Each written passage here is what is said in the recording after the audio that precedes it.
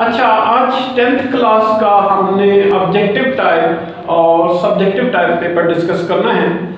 तो objective type में इनका जो मल्टीपल चॉइस आता है, ठीक है, आपका उसमें कुछ ग्रामर की चीज़ें आ जाती हैं, ठीक है, कुछ वर्ड्स ऐसे दे दिए जाते हैं कि इनमें से आपने सिलेक्ट करना है, कहीं मेटाफर आ जाता है, कहीं सिंपली आ जाता है। ऑलमोस्ट ये 15 मार्क्स का आपका पेपर होता है। आगे पहले होता था ABCD, अब उन्होंने आपको बबल्स आगे लगा दिए, उनको फिल कर देना है, ठीक है। B वाला बबल आपने फिल करना है या C वाला करना है, किसको करना है, ठीक है। तो आपने बबल्स को फिल कर देना है, ठीक है। उसमें बहुत सारी चीज़ें आती हैं, छोटी छोटी आती हैं, कहीं मेटाफर, कहीं एडजेक्टिव क्लास, कहीं noun phrase, noun class, grammar based है, सारे का सारा बुक बेस्ड नहीं है। आपको पता है कि अब जो नया सिलेबस आया है उसमें उन्होंने जो है वो बिल्कुल फॉर्मेट ही सारा चेंज कर दिया पेपर का। ऑलमोस्ट है पेपर ऑलमोस्ट उसी किस्म का, लेकिन ये कि बुक वाले जो क्वेश्चन आंसर्स हैं वो उन्होंने बिल्कुल ख़त्म ही कर दिए। वो जो क्रैमिंग को डिस्करेज करने के लिए उन्होंने ऐसा किया है कि बच्चों को क्रैमिंग ना करनी पड़े। और अब वही बच्चे जो है इस पेपर में कामयाब होंगे जो प्रैक्टिस पे बिलीव करते हैं, जो मेहनत पे बिलीव करते हैं, जो कुछ सीखने पे बिलीव करते हैं, ठीक है। तो उन बच्चों की कामयाबी के चांसेस ज़्यादा हैं। अब ये नहीं कि आपने वो पहले तो ये होता था कि कोई कमेंट आपको बना दिया जाता था कि ठीक है जी आपने इसी बुक के अंदर से पढ़ना है। अब कहीं से भी पोएम का, किसी भी पोएम का कोई स्टेंजा आपको उठा के दे दिया जाएगा और वो आपके एबिलिटी लेवल के मुताबिक होगा, आपके अंडरस्टैंडिंग लेवल के मुताबिक होगा। ऐसा नहीं होगा कि जनाब वो कोई बिल्कुल ही जो हाई लेवल का आपको उठा के दे दिया जाएगा स्टेंजा, नॉर्मल सा 10th का जो लेवल है उसके मुताबिक स्टेंजा दिया जाएगा और उसके नीचे फिर क्वेश्चन आंसर हैं। ये सारा सिलसिला है। तो ये तो खैर मैं अभी तो कर रहा था डिस्कस, मतलब आपका ऑब्जेक्टिव MCQs वाला। तो ये 15 मार्क्स का आपका पेपर है। इसमें मेटाफर, सिंपली बहुत सारी और चीज़ें, पर्सोनिफिकेशन है, पूछी जा सकती हैं और बाकी ग्रामर की चीज़ें, पार्ट्स ऑफ स्पीच, ठीक है, लाइक दिस, और फिर सिनोनिम्स, एंटोनिम्स, ये सारी चीज़ें आपसे पूछी जा सकती हैं, ठीक है। टोटल आपका 75 मार्क्स का पेपर है। अब आपका आ जाता है सब्जेक्टिव पेपर।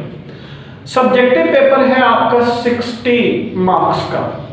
तो इसमें जो है B और C, अभी मैं B सेक्शन को डिस्कस कर रहा हूँ। उसमें क्वेश्चन नंबर 2 आएगा, क्योंकि क्वेश्चन नंबर 1 ऑब्जेक्टिव आ गया, क्वेश्चन नंबर 2 आपका सब्जेक्टिव में सेक्शन B में आएगा। तो क्वेश्चन नंबर 2 आपका जो है ऑलमोस्ट 18 मार्क्स का। पहले 18 मार्क्स के क्वेश्चन आंसर होते थे, अब 18 मार्क्स का आपका जो है क्वेश्चन नंबर 2 दे दिया गया। ये 250 से 300 वर्ड्स तक का एक आपको 2 या 3 पैराग्राफ्स दिए जाएंगे, ठीक है, और उसको आपने जो है वो पढ़ना है। और ये आप ये कहते हैं कि इसमें से आपने कितने क्वेश्चंस का क्या कह रहे हैं, 5 question including first question. Question number 1 जो है, क्वेश्चन नंबर 1 क्या होगा कि आपने इसकी समरी सारे की लिखनी, एक दफ़ा रीड आउट करना है, ठीक है, और फिर उसका जो है वो ऑलमोस्ट आपने थर्ड पार्ट, तीसरा हिस्सा जो है समरी अपने अल्फाज में, लेकिन मैटर यही हो, चीज़ें यही हो। ये नहीं कि अपने पास से आपने सपोर्ट पे देखा तो अपने पास है में जो आइडिया है सपोर्ट का कोई ऐसे याद है वही ना बीच में लगा दिया, ऐसा नहीं होता। जो इसके अंदर चीज़ें दी गई हैं वही आपने जो है वो ब्रीफ करनी है, आगे शॉर्ट करके, मुख्तसर करके बयान करनी है, ठीक है। और ये 6 मार्क्स की होगी और 1 नंबर उसका जो है वो आप ये कहते हैं कि उसका वो टाइटल होगा। ऑल टुगेदर 6 मार्क्स की होगी, 5 मार्क्स की समरी होगी और 1 नंबर का इसका जो भी टाइटल आपको मुनासिब लगता है वो आपने लगाना है ऊपर। 2, 3, 4 वर्ड्स का टाइटल होता है, ये नहीं सिंगल वर्ड का टाइटल कभी भी नहीं होता, ठीक है। अब इसमें बाकी जो क्वेश्चंस हैं आपने 4 क्वेश्चन करने out of almost 7 questions. 1 number, 1 question compulsory, वो प्लस 4 और क्वेश्चन, 5 क्वेश्चन आउट ऑफ 7। तो ये बाकी क्वेश्चन के आंसर जो है वो 3-3 नंबर के बनते हैं। 3 × 4 कर दें तो ये 12 मार्क्स ये और 6 मार्क्स हो 18 मार्क्स का ये बन जाता है। और ये केस को करने का जो मुझे मेरे मुनासिब तरीका लगता है वो ये है कि एक दफ़ा तो वो पढ़ के आप, बल्कि समरी आप कोशिश करें एंड में लिखें, ठीक है, अगर हो सकता है, क्योंकि आपने बार बार इसको स्टडी किया होता है तो अच्छी तरह से ये आपके जहन में बैठ जाता है, ठीक है। सबसे पहले जो बी डायरेक्ट, मैं कहूँगा कि आप बजाय ये कि इतनी सारे का सारा बार बार पैसेज पढ़ेंगे, क्वेश्चन पढ़ें और उसका आंसर ढूंढने की कोशिश करें। अब ये नहीं होगा कि आपने ये ब्रैकेट लगाई, इधर ब्रैकेट लगाई और वो उठा के लगा दिया, कॉपी पेस्ट नहीं करना। यहाँ से ब्रैकेट लगाई, वहाँ से ब्रैकेट लगाई कि यहाँ पे आंसर पाया जाता है, लेकिन अपने अल्फाज में उसको लिखना वही है, बयान वही करना है, ठीक है, लेकिन उसको अपने अल्फाज में आपने बताना है। इसने कोई कहानी सुनाई आपको, वही कहानी ये सुनाएगा अपने अल्फाज में, दैट्स इट। ये मैं बात कह रहा हूँ, ठीक है। वो एज इट इज इस वाले अल्फाज जो है वो रट नहीं लेगा, ये याद नहीं कर लेगा। अच्छा, इसमें कुछ वर्ड्स को उसने अंडरलाइन भी किया हुआ है, ठीक है, शायद उसके मीनिंग्स आपसे पूछे। कहता है नंबर 1 पे क्वेश्चन पूछता है, summarize the given passage, also suggest a suitable title to it, 5+1, ठीक है, 5 मार्क्स का इसकी समरी और 1 नंबर का उसका टाइटल है। अच्छा, नंबर 2 पे कहता है what are the benefits of books, फिर इसी तरह बहुत सारी ये छोटे छोटे क्वेश्चन है। फिर आगे वो कुछ सिनोनिम्स भी आपसे पूछ लेता, जो वर्ड्स अंडरलाइन उसने किए हैं उनके सिनोनिम्स आपसे पूछेगा, ये एंटोनिम्स भी पूछ सकता है, पॉसिबल है, कुछ भी पूछ सकता है। एनीवे, अब आगे चलते हैं जी। नेक्स्ट आपका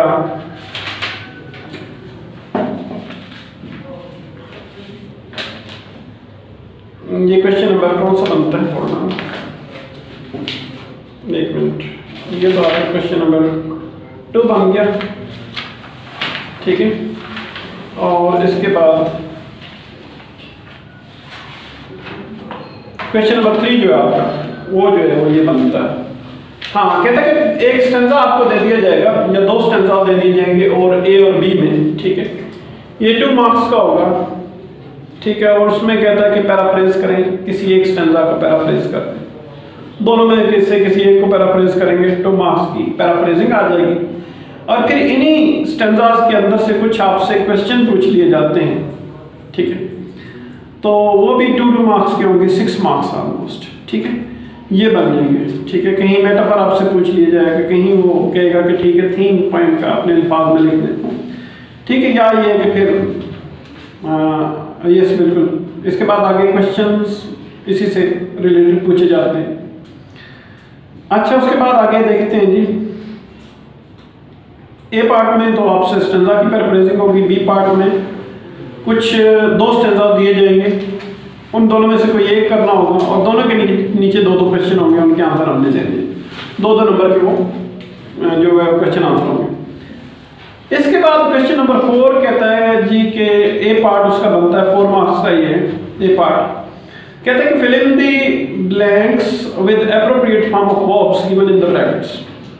करेक्ट फॉर्म ऑफ वर्ब्स आपने ब्रैकेट के अंदर लगानी, जो दी गई हैं उनकी फॉर्म्स करेक्ट करके लगानी। ये 4 मार्क्स का होगा, 4 आपने करेक्ट फॉर्म लगा दी तो 4 के 4 ही आपके करेक्ट हो जाएंगे, 4 मार्क्स आपको मिल जाएंगे। और इसका तरीकाकार ये है कि आपने ऐसा करना है कि ये आप टेंसेस की प्रैक्टिस कर लें।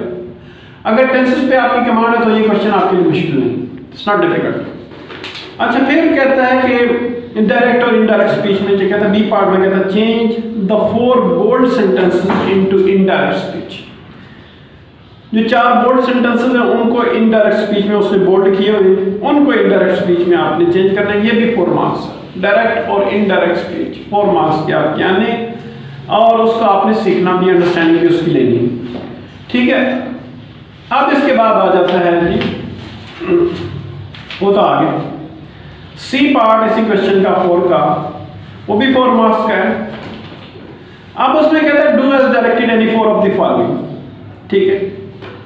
तो कोई एक सेंटेंस दे दिया जाता है, कहेगा जी चेंज इनटू इंटरोगेटिव, ब्रैकेट में आपसे कह दे इंटरोगेटिव में चेंज कर दे, सिंपल दे दिया जाएगा इंटरोगेटिव में या नेगेटिव को इंटरोगेटिव में, ठीक है। फिर कोई दूसरा सेंटेंस दे दिया जाएगा, फिर भी इसको नेगेटिव में चेंज कर देंगे। थर्ड आपको सेंटेंस दे दिया जाएगा, इंपेरेटिव में चेंज कर दे, हुक्मिया में तब्दील कर दे, ठीक है। 4 आपको दे दिया जाएगा, ये इसको आपने नेगेटिव में चेंज कर देना, इंटरोगेटिव में चेंज कर देना। 5 आपको दे दिया जाएगा, उसमें चेंज इनटू नेगेटिव सेंटेंस। 6 आपको दे दिया, चेंज इनटू नेगेटिव सेंटेंस, कहीं नेगेटिव, कहीं इंटरोगेटिव, कहीं आपको इंपेरेटिव कह दिया जाएगा अकॉर्डिंगली, ठीक है। तो इस तरह के सेंटेंसेस होंगे उन्हें, और ये आपसे चेंजेस पूछी जाएंगी और ये 4 मार्क्स का होगा। 4 आपने ठीक कर दिए। ये भी अगेन मैं कहूँगा कि कुछ टेंसेस पे कमांड हो और साथ में डायरेक्ट एंड इनडायरेक्ट भी थोड़े बहुत आते हो तो इंपेरेटिव की सारी चीज़ें आ जाती हैं। ये तो डायरेक्ट एंड इनडायरेक्ट हो गई, तो ऑलमोस्ट टेंसेस हो गए। इसके बाद आपका सेक्शन सी आ जाता है। सेक्शन सी जो है इसमें 24 मार्क्स आते हैं और क्वेश्चन नंबर 5 में कहते हैं कि write an application to the managing director of a firm for the post of manager. कोई एप्लीकेशन आ जाएगी, अनसीन ही एप्लीकेशन आ सकती है, ठीक है, इसने यहाँ पे बिल्कुल ये अनसीन दे दी। या फिर लेटर आएगा, write a letter to the editor of newspaper about the nuisance caused by the excessive use of pressure pumps in the city during examination days, drawing attention of the concerned authority to take the remedial measures। तो फिर letter to the editor कोई भी आ जाएगा, या मतलब बहुत ज़्यादा लोग हार्म्स यूज करते हैं। Keep silent please, be attentive. 1 2 3 eyes on me. जी बेटा, तो ये लेटर टू द एडिटर आपका आएगा, वो जो हमारे इनफॉर्मल लेटर फादर को लिखें, मदर को लिखें, बहन को लिखें, भाई को लिखें, दोस्त फ्रेंड को लिखें, मेरा ख्याल है वो खत्म ही, ख्याल क्या खत्म ही कर दिए इन्होंने जी। आपके फॉर्मल लेटर्स आ गई या एप्लीकेशन आ गई, ठीक है, दोनों में से कोई एक, या लेटर तैयार कर लें या एप्लीकेशन। चलिए हम ये कर लेंगे कि सिर्फ लेटर तैयार कर लेते हैं, ये चलो यूँ कर लें, तो ये 8 मार्क्स जो है वो हमारे तक है। दोनों तैयार कर लें तो आपके नॉलेज में इजाफा होगा, इट्स गुड फॉर यू। मैं तो रिकमेंड करूँगा दोनों तैयार करें। जो शौक रखने वाले स्टूडेंट्स हैं वो दोनों तैयार करें, जो स्मार्ट वर्क करने वाले वो चलो लेटर ही तैयार कर लें, नो इशू, ठीक है। लेकिन समटाइम ऐसा भी होता है कि लेटर बड़ा मुश्किल किस्म का दे देते हैं, तो फिर आपके पास चॉइस रह जाती है एप्लीकेशन। इस वजह से दोनों चीज़ें थोड़ी थोड़ी तैयार होनी चाहिए कि कहीं भी आप इमरजेंसी लैंडिंग कर सकते हैं। एप्लीकेशन अच्छी आती है, एप्लीकेशन लिखते हैं, लेटर अच्छा आता है, लेटर अच्छा लिखते हैं। एनीवे, नंबर 6 पे कहता है कि describe your daily routine using appropriate correct transitional devices at least 6 for connecting your ideas logically in a paragraph. तो अपनी डेली रूटीन आपने लिखनी है, मतलब डेली रूटीन से मतलब कुछ भी आपसे पूछा जा सकता है कि एक आपने पैराग्राफ लिखना है जिसमें ट्रांजिशनल डिवाइसेस जो है वो आपने यूज करनी है और लॉजिकली उनको आपस में सेंटेंसेस को कनेक्ट। ट्रांजिशनल डिवाइसेस क्या होती हैं? ऑल दो, हाउएवर, ठीक है, बट, वेयर एज, व्हेनेवर, ठीक है, इस किस्म की ये डिवाइसेस होती हैं, इनको आपने यूज करना है। इनका यूज भी हम सीखेंगे इंशाल्लाह, ठीक है। और क्वेश्चन नंबर 7 जो है वो कहता है कि write an essay on any one of the following topics. ये भी आपका अनसीन ही होगा। एक वो उसने दे दिया, need for online studies, how can we save our environment, और use of cell phones at school. School में सेल फोन का इस्तेमाल, ये 10 मार्क्स का आपका होगा। और वो जो आपने उसने ऊपर वाले दिए वो 6 मार्क्स। ये ऑल टुगेदर सारे के सारे 60 मार्क्स के होंगे। तो ये तो हो गया ये सारा कुछ। तो इसके लिए आपको ओपन स्टडी करा, खुला के स्टडी करनी पड़ेगी, ठीक है, तब जाके ये चीज़ आपके काबू में आएगी, आपके कंट्रोल में आएगी, ठीक है। तो इसके साथ ही आज का ये पेपर की ब्रीफिंग जो है आपकी 10th क्लास के पेपर की ब्रीफिंग, वो इसको ख़त्म करते हैं हम, ठीक है। और ये है कि आपने इन्हीं लाइंस पे वीडियो बना के अपलोड कर दी जाएगी, आपके ग्रुप में भी सेंड कर दी जाएगी। आपने दोबारा देखनी है, दोबारा देख लें, साथ पेपर रखें, जो चीज़ें मैं एक्सप्लेन कर रहा हूँ आपको आइडिया हो जाएगा कि ये चीज़ें हैं, ठीक है। और उसके मुताबिक आपने तैयारी करनी, ठीक है बेटा। कल तक के लिए हैव अ नाइस टाइम, अल्लाह हाफिज़।